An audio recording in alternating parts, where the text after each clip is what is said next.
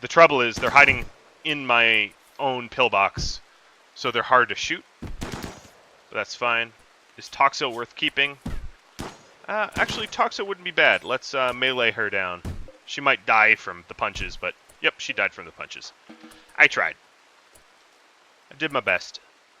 So we have even more bodies to deal with. And blood. But a pirate merchant immediately comes. That's fortunate.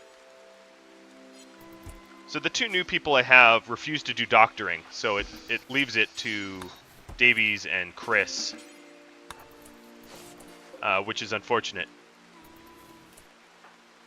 I mean, Davies and... Or, not Chris. Davies and Gwen.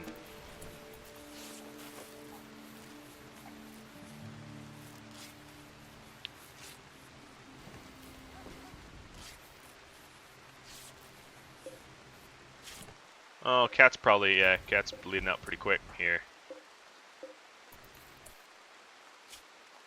No, I want Locust. Locust, alright. Davies, switch. There we go.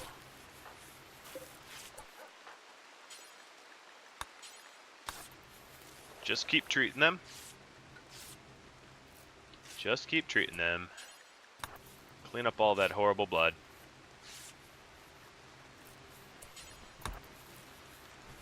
Alright, you want to eat? You're already about to have a mental break, so... Maybe I will let you eat. And you're having a mental break, so I'll let you smoke. And I will also let you drink. Alright, so I have some prisoners here. None of them really call to me, particularly. But Davies can go ahead and sell Braxos, or whatever her name is. So let's sell everyone but Sarah. Or Sierra. The other ones don't sell for very much because they're wounded, but I don't care. I'm not doing this for the cash, the scratch. But I'll also check if I can buy anyone. So, Trigger Happy dislikes women. Optimist. Nope, that's not going to work. What about nervous? Nope. Incapable of dumb labor. No, thank you. I will buy the bionic arm, though. God knows I need it. I'm glad about buying that. And all this broken gear I'll sell off as well. A little bit of a pacifist there, huh? Yeah, exactly. What is it good for? So you know what we need to do about it? We need to dominate the globe so that there's global peace. That's what we got to do. We need to win so much that everyone goes all peaceful on us. Alright, so let's look at our health here. So I have... Oh, Davies has been a bit of a drunk. So Chris, I guess, could take the bionic arm. He's missing some fingers. We'll get him some fingers back.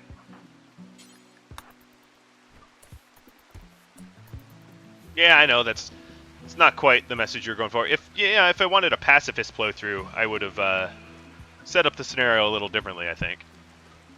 All right, now everyone's asleep. I only have one prisoner left, which is good. It's a great prisoner that I want to recruit, but you know, everyone sucks at all this social stuff, so that will come in time.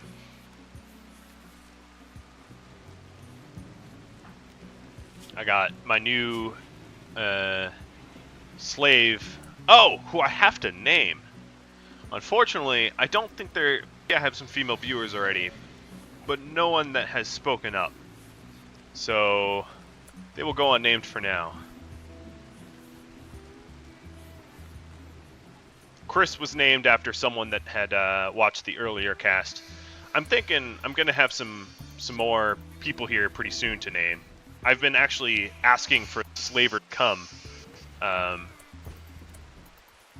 So hopefully that Slaver will bring people that are purchase-worthy. That's my hope. So I've got some more... I guess they only broke one turret, which is pretty good. But I have some more slag to process. And I think I almost have enough plasteel to craft another plasteel turret where that one turret keeps breaking down. So I'm going to have someone come out here and mine one little nugget of plasteel so I can get that done. My entire farm has been rebuilt. Yeah, that would be a pretty interesting challenge. However, it would get a lot less interesting as time goes on, because the higher your population is, the less likely you are to get wanderers to join and whatnot. So what you could do in that sense, unless you were tasked with like trying to capture every single person possible, I mean, then that would be an interesting thing. But if it was just escape pods and wanderers, the trouble is once you have like 10, 12 people, you don't really get those types of missions anymore. They just stop coming.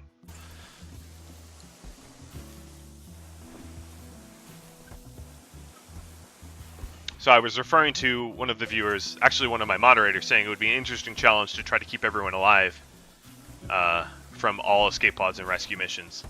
Yeah, it certainly would. Maybe I'll challenge myself to something like that, soon. All right, so I got my commissar going psycho here. Her husband died. I sold prisoners. Even an innocent prisoner died. Now, truth be told, I don't think an innocent prisoner actually did die. I think it's somewhat of a failed game mechanic, to be honest. But she's not closing doors behind her, so I actually have to put myself in harm's way here. Alright, so now I'm just going to prohibit the doors that lead towards her. And hope that she stays crazy there.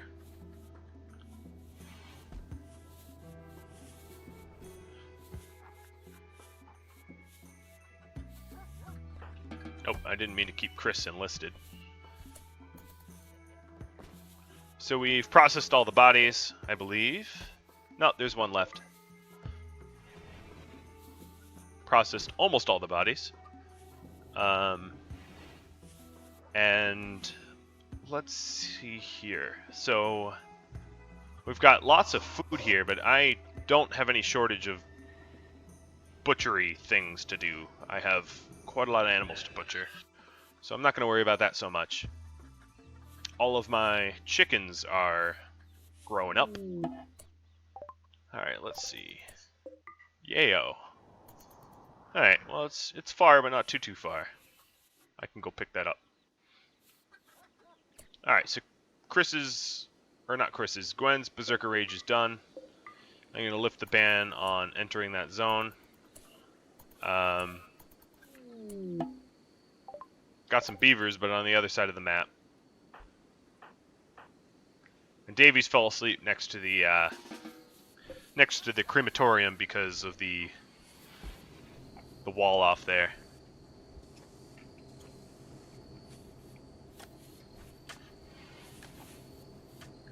So what do we have going on here? We've got some cleanup to do, some repair and construction.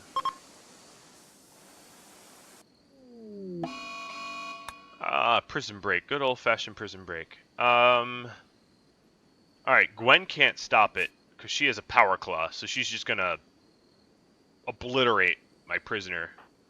So it's up to Davies or Murray. I'll have Murray do it. I don't even know how they're breaking here. They're just gonna cut right through the wall there. That's cool, guy. Gal. It's not like I can't. Now I have to rebuild that, you jerk. Alright, Davies, just get some punches on. Chris, you do too. Everyone punches. There we go. I'm gonna have Davies, she'll capture the prisoner again. Murray, you're gonna build the wall so that not all my food spoils. I guess I'll treat them to some medical supplies. Oh, it looks like they require a lung. I didn't realize they had a permanent injury like that. Hey, can you build? Where are you going with my granite? Build the wall. I don't want spoiled bodies in my kitchen. Alright, there we go. Nice and frozen now.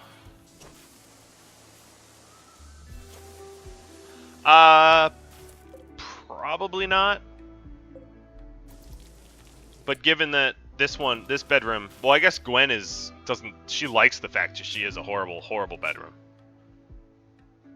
Yeah, she gets a buff from having an awful bedroom, so all the blood and dirt makes her happy. So with that in mind, I think you're right. I'm just gonna not even waste time with Gwen there.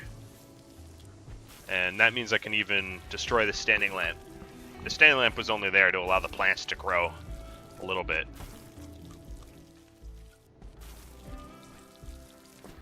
Alright, I got 65 meals. I think I can pause that. And I leveled up in cooking a bit, which is good. Fine meals are what? Work 6, so she can now make fine meals, which means let's get rid of this simple meal queue.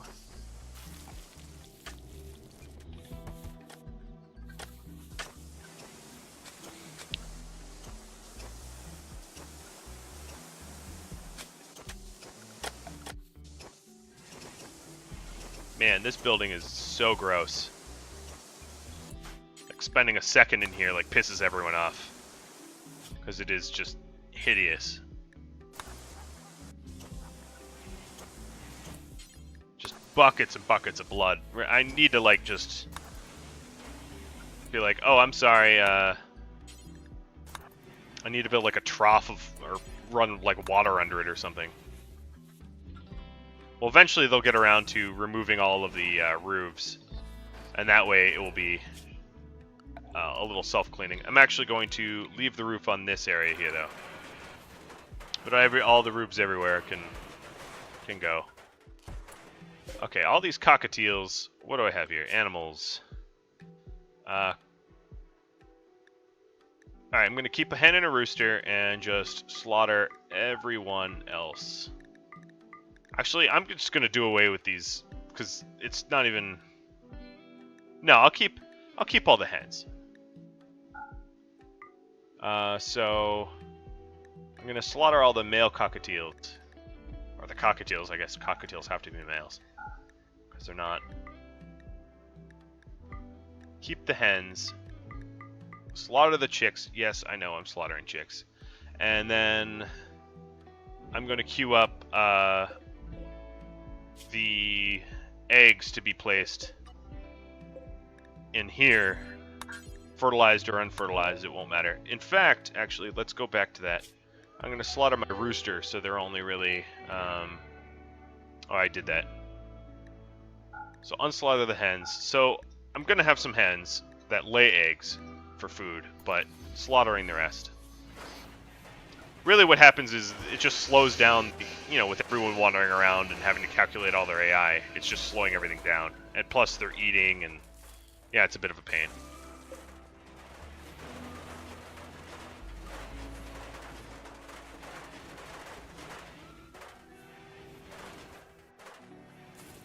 Alright, so now it's unroofed. Still pretty gross, but better than it was before. Yeah, there's lots of really, really sweet mods. I just don't generally play modded games. I like to play games, vanilla settings, and sort of dig as deep as I can into the game mechanics, as long as there's game mechanics to dig into. Some games don't have that kind of depth, but the ones that do, that's what I like to do when I play them. It's just dig right into the game mechanics as deep as I can go. And the thing with RimWorld is every game mechanic that I feel is missing, I don't really feel is missing. I mean, every game mechanic that I would like, you know, has been sort of added. Like, I really wanted at one point animal husbandry, and that got added. You know, now there's caravanning, and so I really like the direction he's taking it. And with that in mind, I don't really mind, you know, working around some of the worst game mechanics like livestock and whatnot.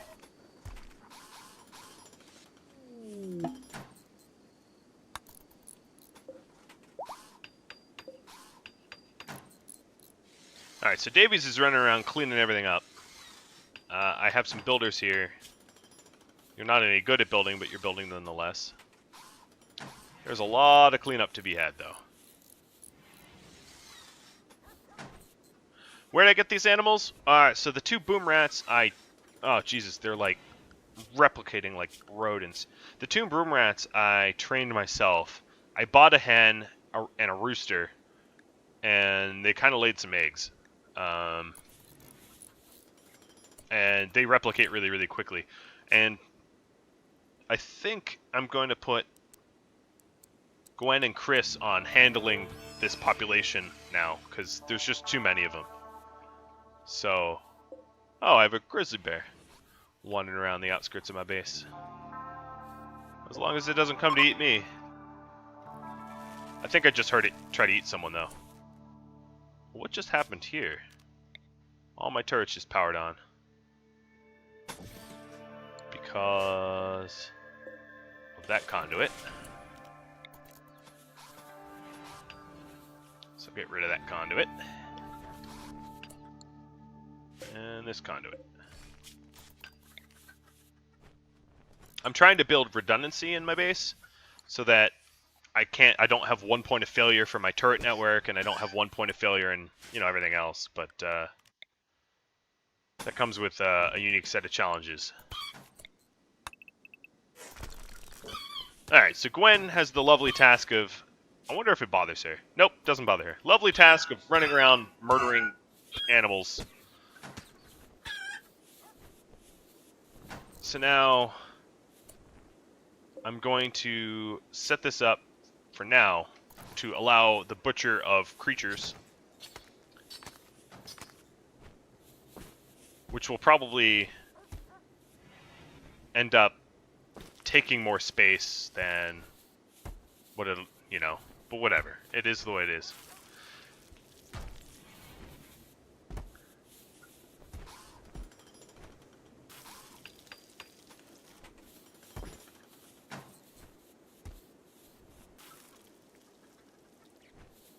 What do you do? Oh, you're wandering, right. You went crazy, I forgot.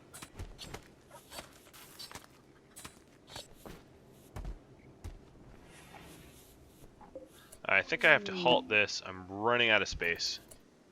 But I did just have cargo pods, and wake up.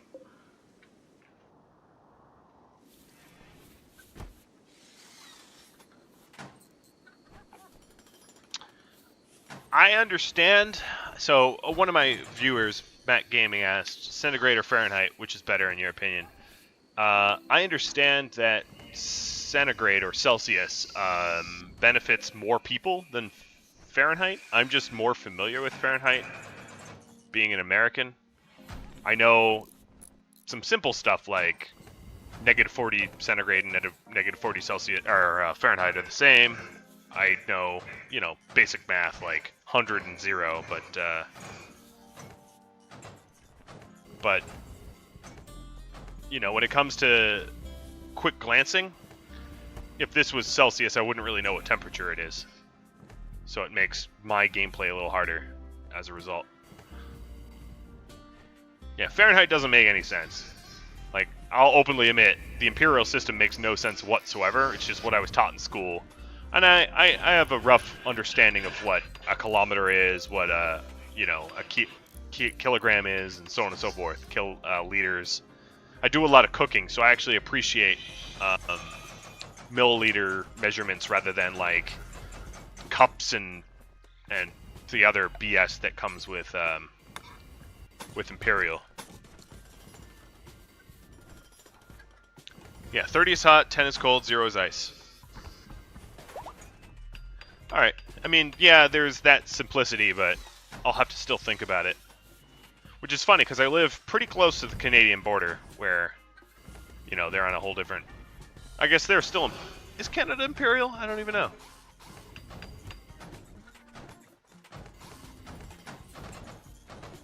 No, they don't. I mean, now that I think about it, the highway signs up there are all in kilometers, so it must not be Imperial. Which is funny, because in high school and college I ran track and field, and even in track and field, we'd run the 100 meter to the 200 meter because that's what you do in the Olympics. You know, you run metric units.